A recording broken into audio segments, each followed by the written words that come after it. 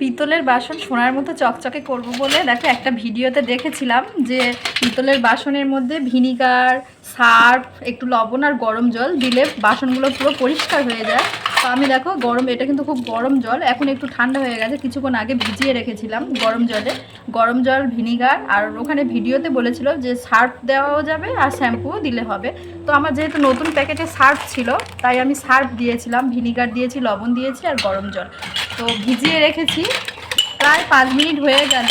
হালকা চেঞ্জ হয়েছে, পুরোপুরি হয়নি, কিন্তু ভিডিওতে দেখছিলাম যে ভিনিগারটা ঢালার, গরম জলের মধ্যে ভিনিগারটা দেওয়ার সাথে সাথে পুরো চেঞ্জ হয়ে গেছিলো কালারটা।